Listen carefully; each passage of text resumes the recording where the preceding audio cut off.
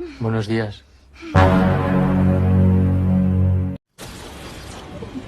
Me voy al trabajo. Kisah akan berfokus pada seorang pria bernama Angel dan istrinya bernama Vanessa. Angel sendiri bekerja sebagai petugas paramedis yang saat itu sedang menangani sebuah kecelakaan yang terjadi di malam itu. Di tengah timnya yang sedang mengevakuasi korbannya, Angel pun juga mengevakuasi barang milik si korban untuk dikantonginya.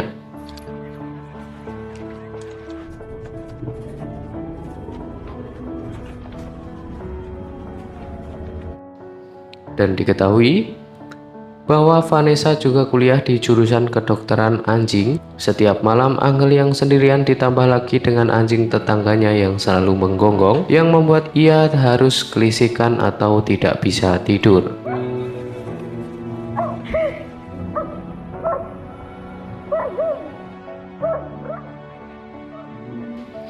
Sepulang dari kerja, Angel pun disambut mesra oleh istrinya. Saat itulah Vanessa yang mendapat chat dari teman laki-lakinya, yang karena Angel ini orangnya terlalu over, yang membuat Angel curiga akan hal itu.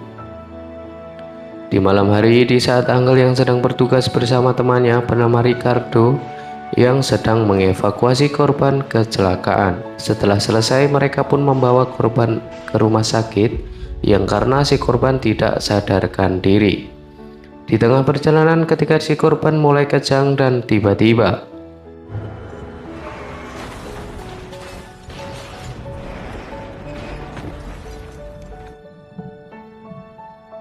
akibat kecelakaan tersebut, Angel mengalami kelumpuhan di bagian kaki, dan mulai dari situ Vanessa harus kuliah dan juga paruh waktu untuk memenuhi kebutuhan sehari-harinya. Dan Angel pun juga harus sendirian dengan keadaan seperti itu. Di tengah malam ketika ia tertidur, lagi-lagi dibuat terbangun oleh anjing tetangganya, yang hal itu tentunya membuat dia marah. Dan pada keesokan paginya, di mana Angel yang pergi ke taman dan berniat untuk membunuh anjing tersebut menggunakan daging yang sudah dimasukkan jarum di dalamnya.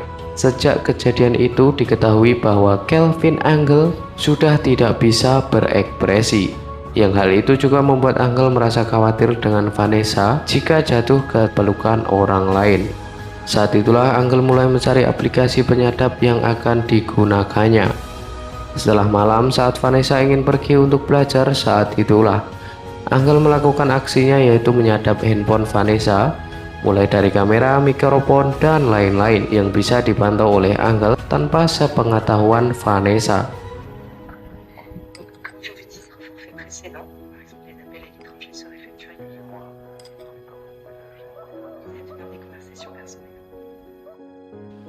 Mulai dari situlah semua berjalan dengan normal seperti yang diharapkan oleh Angel. Setelah berhari-hari dilalui saat Angel sedang mandi, saat itulah Vanessa yang tidak sengaja membuka laptopnya dan menemukan sebuah fakta menarik bahwa handphonenya selama ini telah disadap dan dimata-matai oleh Angel.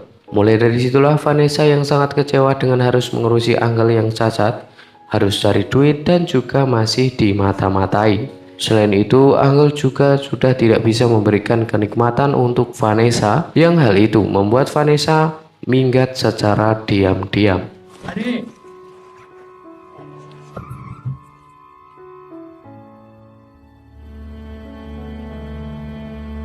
Setelah berbulan-bulan Angel lalui dengan kesendirian, namun dia belum bisa move on dengan Vanessa, yang membuat dia terus berusaha mencari keberadaan Vanessa. Setiba di depan toko keranjang bayi, Angel melihat Vanessa yang sudah menjadi milik pria lain, dan pria tersebut adalah teman Angel, yaitu Ricardo, yang saat itu menyetir ambulan dan terjadi kecelakaan sehingga menyebabkan kelumpuhan pada kaki Angel.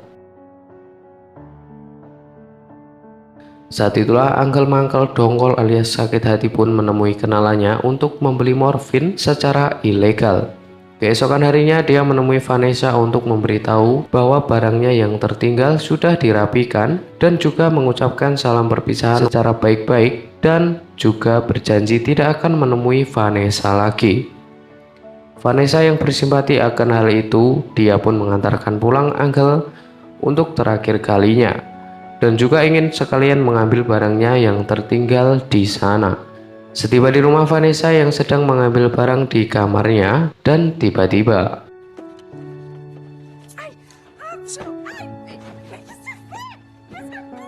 Vanessa ditusuk dengan jarum yang berisi morfin yang membuat Vanessa tidak sadarkan diri.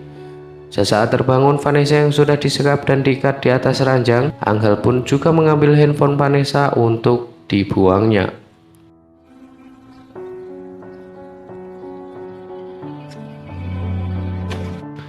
Beberapa waktu berlalu, Angel pun juga menyuntik Vanessa untuk melumpuhkan kakinya, yang membuat Vanessa saat ini tidak bisa berjalan. Di sisi lain, Ricardo yang kebingungan mencari Vanessa dan tanpa rasa bersalah, dia menemui Angel dan mencurigai bahwa Angel ada hubungannya dengan hilangnya Vanessa dan akan melaporkan kejadian ini kepada polisi. Merasa terancam, Angel pun pergi ke rumah Ricardo. Dia yang bersembunyi di balik tirai kamar mandi, yang hal itu membuat Ricardo tidak menyadari seorang di sana. Saat itulah Angel membius Ricardo lalu memasukkan aneka ramuan di mulutnya dan membunuhnya seolah-olah Ricardo tewas akibat overdosis.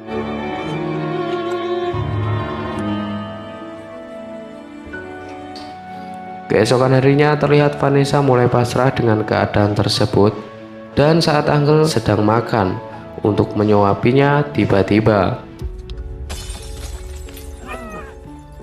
botol pun melayang di kepala Angel dan Vanessa juga berteriak yang membuat Angel harus menyuntiknya lagi dengan morfin.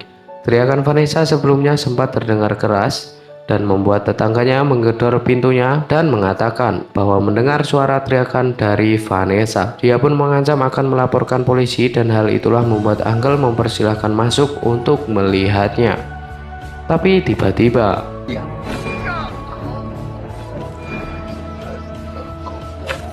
tetangganya yang mengetahui bahwa ada Vanessa yang di sana, Angel pun langsung membunuhnya saat itu juga. Angel sendiri juga mempunyai seorang kenalan untuk membersihkan mayat tersebut.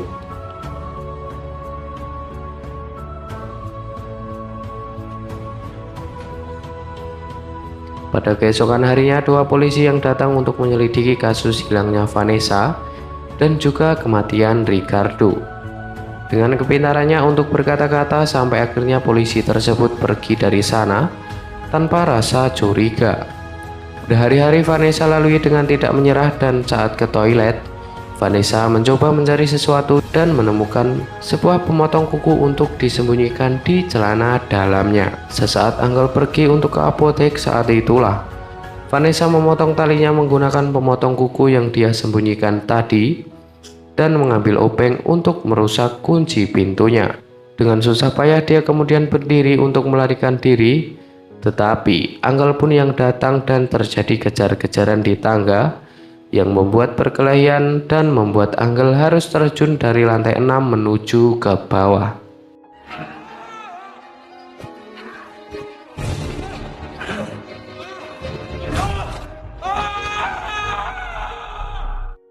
Di akhir film diketahui bahwa Angel belumlah mokat, tetapi dia mengalami kelumpuhan sekaligus stroke.